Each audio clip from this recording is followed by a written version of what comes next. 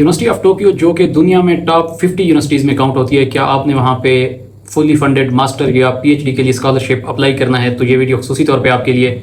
आपने video skip नहीं करनी है, आपने पूरी वीडियो देखनी है। मैं आपको बताऊंगा कि आपको इसमें कौन कौन से बेनिफिट्स मिलने वाले हैं, कौन कौन से लोग इसके लिए एलिजिबल हैं इसको अप्लाई करने के लिए, और इसका प्रोसेस क्या है इसको अप्लाई करने का, और इसकी डेडलाइन क्या है। तो हम बात कर रहे हैं यूनिवर्सिटी ऑफ टोक्यो की। बेसिकली अगर हम यूनिवर्सिटी ऑफ टोक्यो की बात करते हैं तो इसमें हमारे पास 3 डिफरेंट तरह के स्कॉलरशिप्स हैं। अंडर ग्रेजुएट लेवल पे भी ये स्कॉलरशिप प्रोवाइड करती है, मास्टर लेवल पे भी ये स्कॉलरशिप प्रोवाइड करती है, और पीएचडी लेवल पे भी ये स्कॉलरशिप प्रोवाइड करती है।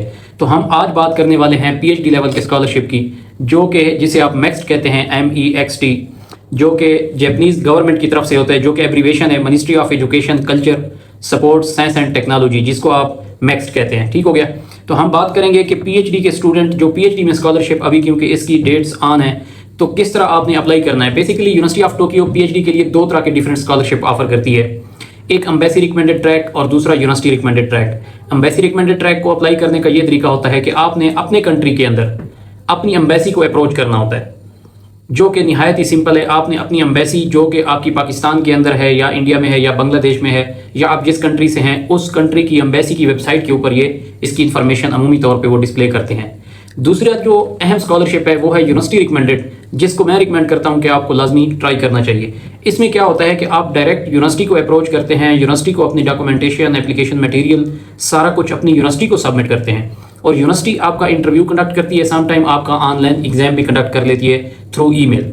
तो ये हम बात करेंगे आज university recommended university of Tokyo के MEXT स्कॉलरशिप की। अब देखते हैं नाज़रीन कि हम इसमें, अगर मैं आपको ये लिंक प्रोवाइड करूं, ये मेरी स्क्रीन के ऊपर नजर आ रहा है, तो इसमें डिफरेंट स्कूल्स हैं, ग्रेजुएट स्कूल्स जिसको कहते हैं।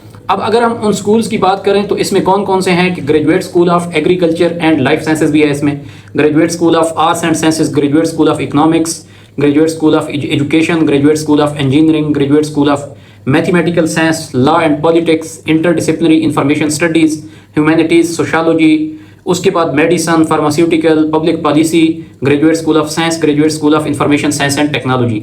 अब प्रोसेस ये होता है, ये डिफरेंट स्कूल्स यहाँ पे मौजूद हैं। मैं आपको एक जनरल प्रोसीजर बताऊंगा, आपने इनको अप्लाई कैसे करना है।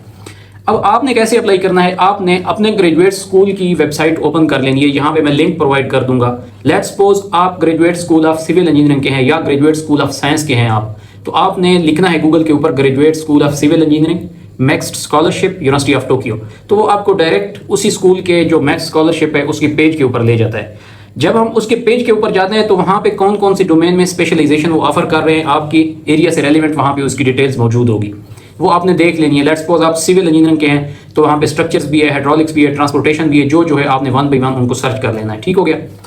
उसके बाद आपने क्या करना है, आपने ये करना है कि उसका एप्लीकेशन प्रोसीजर देखना है। फिर एक इंपॉर्टेंट चीज़ मैं बता रहा हूँ, मैं आपको एक जनरल प्रोसीजर बताता हूँ, आपको गाइड करता हूँ, लेकिन ग्रेजुएट स्कूल में, एक ग्रेजुएट स्कूल में हो सकता है एप्लीकेशन प्रोसीजर थोड़ा डिफरेंट हो, दूसरे में ऑनलाइन सबमिशन हो, तीसरे में थोड़ा सा मजीद डिफरेंट हो।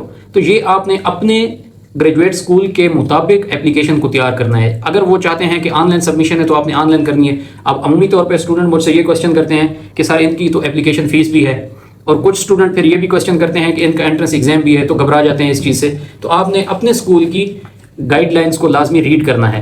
अब अगर हम एक स्कूल की गाइडलाइंस और प्रोसीजर को डिस्कस करेंगे तो वो एक वीडियो में कवर नहीं हो पाएगा, तो इस वजह से हम एक जेनेरिक सी वीडियो बनाते हैं ताकि आपको चीज़ें क्लियर हो जाए, आपको इन्फॉर्मेशन भी कंप्लीट मिल जाए। तो हमने क्या करना है, उस ग्रेजुएट स्कूल की हमने वेबसाइट को ओपन कर लेना है। लेट्स सपोज मैंने graduate school of science and civil engineering की वेबसाइट को ओपन किया। अब इसमें क्या क्या एलिजिबिलिटी है, कौन से लोग अब इसके लिए अप्लाई कर सकते हैं। पहली चीज़ ये है कि वो लोग जिन्होंने MS मुकम्मल किया हुआ है या जिन्होंने MS जिनका लास्ट सेमेस्टर चल रहा है वो भी एलिजिबल हैं। आप होप सर्टिफिकेट की बेस पे अप्लाई कर सकते हैं। ठीक हो गया। दूसरी चीज़ ये है कि आपकी एज जो है वो आपकी एज 35 ईयर से कम होनी चाहिए। तीसरी चीज़, हमारी जो पाकिस्तान के अंदर CGPA क्राइटेरिया होता है, अमूमी तौर पे वो 4 होता है, लेकिन यहाँ पे जो रिक्वायर्ड है वो 3 आउट ऑफ 2.3 आउट ऑफ 3 है, मीन्स ठीक है, टोटल वहाँ पे 3 उसको वो कहते हैं, तो 3 में से आपकी 2.3 होनी चाहिए। अब आपने ये कैसे कैलकुलेट करना है, इनकी वेबसाइट के ऊपर एक फॉर्म गिवन है, आपने वहाँ पे अपने सब्जेक्ट्स का, सब जितने भी पढ़े हैं MSc में, आपने सारे सब्जेक्ट का नाम लिखना है, साथ में उसके स्कोर लिखने हैं, साथ में उसकी CGPA लिखनी है। फार्मूला ऑटोमेटिक लगा हुआ होता है। अब स्टूडेंट को इसमें मुश्किल पेश आती है, तो ये आप हमसे पूछ सकते हैं अगर आपको समझ नहीं आती। तो आपने अपनी CGPA कैलकुलेट करनी है, उसके बाद आपकी एज हो गई, उसके बाद एकेडमिक बैकग्राउंड हो गया, आपका इंग्लिश लैंग्वेज प्रोफिशिएंसी सर्टिफिकेट हो गया या आइट्स हो गया। ये मैंडेटरी नहीं है कि आपके पास आइट्स होना चाहिए, अगर आपके पास इंग्लिश लैंग्वेज प्रोफिशिएंसी सर्टिफिकेट है तो भी आप उसकी बेस पे अप्लाई कर सकते हैं। उसके बाद आपका जो है ना अपने प्रोफेसर से 2 रिकमेंडेशंस होती हैं। अब फिर रिकमेंडेशन के बारे में भी स्टूडेंट पूछते हैं, एक जनरल रिकमेंडेशन लेटर होता है, एक होता है थ्रू ऑनलाइन। तो इस पे हम बात करते हैं कि आपने जनरल कौन सा होता है, आप अपने प्रोफेसर से बना बनाया लेटर ले लेते हैं। एक होता है ऑनलाइन, जिसमें आप प्रोफेसर की इन्फॉर्मेशन पुट करते हैं, उसका नाम पुट करते हैं, उसकी ईमेल आईडी जब पुट करते हैं, जैसे आप एप्लीकेशन सबमिट करते हैं उसको एक रिक्वेस्ट चली जाती है, तो प्रोफेसर साहब आपके जो टीचर हैं या जो भी हैं आपके रिकमेंडर, वो डायरेक्टली आपकी रिकमेंडेशन ऑनलाइन सबमिट कर देते हैं। ठीक हो गया। तो ये जनाब एलिजिबिलिटी गाइडलाइन थी कि कौन कौन से लोग एलिजिबल हैं। अब आते हैं इसमें इसकी डेडलाइंस क्या क्या हैं। अब मास्टर जो स्कॉलरशिप है अमूमी तौर पे वो 2 ईयर का होता है। इसमें ज़्यादातर ADB scholarship, Asian development bank scholarship ये यूनिवर्सिटी ऑफर करती है, जबकि जो PhD का है वो 3 ईयर का होता है नॉर्मली तौर पे। अगर 3 साल के अंदर आपने डिग्री मुकम्मल नहीं की तो आप एक्सटेंशन ले सकते हैं 6 मंथ की, फिर एक्सटेंशन ले सकते हैं। अब एक्सटेंशन के अंदर प्रोफेसर आपको चाहे तो वो सम टाइम आपको थोड़ा बहुत स्कॉलरशिप दे देता है, सम टाइम आपको पार्ट टाइम काम करना पड़ता है, डिपेंड्स अपॉन द सिचुएशन। अब इसके बेनिफिट्स आपको क्या क्या है। सबसे पहली चीज़ ये है कि आपको जो है ना यहाँ से जाते हुए एयर टिकट फ्री मिलेगी, जो कि मैक्स प्रोवाइड करेगी। डिग्री कंप्लीट होने के बाद अगर आप वापस आना चाहते हैं तो भी आपको एयर टिकट दी जाएगी, मींस आने जाने की एयर टिकट आपको फ्री मिलने वाली है। अगर आप वहाँ पे रुकना चाहते हैं, अब अगर आप कहते हैं मैंने यहाँ पे रुकना है, मेरा वीज़ा एक्सटेंड किया जाए, मैंने जॉब ढूंढनी है, तो वो भी आपको सपोर्ट प्रोवाइड करते हैं, आप वहाँ पे जॉब भी कैरी कर सकते हैं। इस तरह की इसमें कोई कंडीशन नहीं है कि आप अपने कंट्री में वापस जाएँ। दूसरी चीज़ होगी आपकी ट्रैवलिंग कास्ट जो मैंने बताई है आपकी, उसके बाद हेल्थ इंश्योरेंस हो गई, उसके बाद आपकी तालीम हो गई, ईच एंड एवरीथिंग, उसके बाद आपकी अकोमोडेशन वगैरह हो गई, उसमें सपोर्ट हो गई। ये सारी चीज़ें यूनिवर्सिटी आपको प्रोवाइड करती है। जो कि आपकी अकोमोडेशन होती है वो जो उसका रेंट होता है वो आप उस स्कॉलरशिप अमाउंट में से खुद पे करते हैं। अगर आप मैरिड हैं, आपके किड्स हैं, आपके बच्चे हैं, आप बच्चों को साथ लेके जाना चाहते हैं तो आप वहाँ पे पहुँच जाते हैं। 1 महीने के बाद आप अपने बच्चों की डॉक्यूमेंटेशन तैयार करके बच्चों को भी बुलवा सकते हैं और अपनी फैमिली को भी वहाँ पे बुलवा सकते हैं। ठीक हो गया। तो ये एक लंबा प्रोसेस है, तो बच्चों को कैसे बुलवाना है वो एक अलग से वीडियो उस पर बनानी पड़ेगी। चलें अब देखते हैं हम इसमें आपको कौन कौन से डॉक्यूमेंट्स चाहिए। इसमें जो डॉक्यूमेंट्स चाहिए, एक एप्लीकेशन फॉर्म है जो कि आपने फिल करना है। ठीक हो गया। उसके बाद दूसरा एप्लीकेशन फॉर्म है field of study and research plan, जिस पे आप अपनी रिसर्च प्रपोजल वगैरह डालते हैं। तीसरा हो गया आपका रिकमेंडेशन लेटर। चौथा हो गया आपका फोटो और पासपोर्ट। पांचवा हो गया आपके ट्रांसक्रिप्ट और डिग्रीज।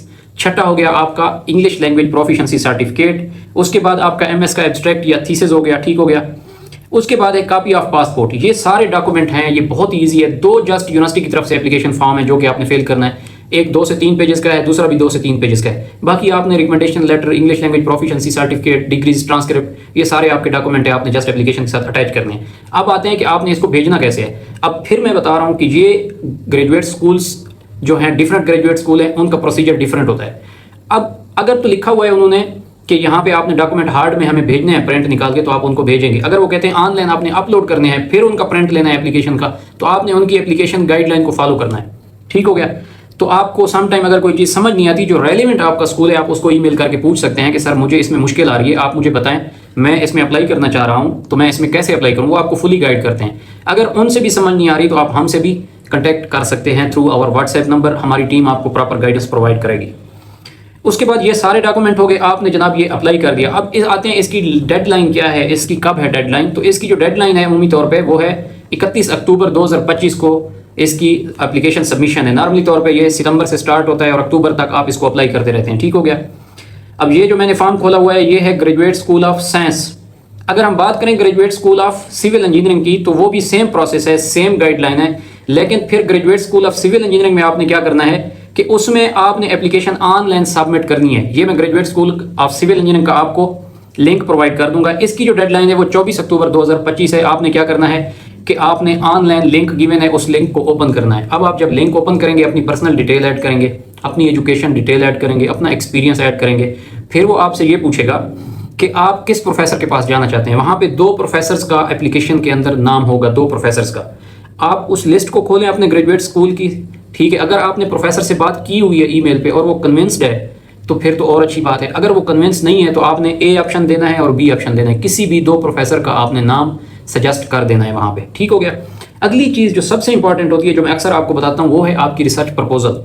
अब आपने लेट्स सपोज एक प्रोफेसर का नाम लिखा है और दूसरे का नाम लिखा है, तो जो आपने प्रपोज्ड रिसर्च प्लान देना है, जो रिसर्च प्रपोजल देनी है, वो उनकी रिसर्च प्रोफाइल से मैच होना ज़रूरी है।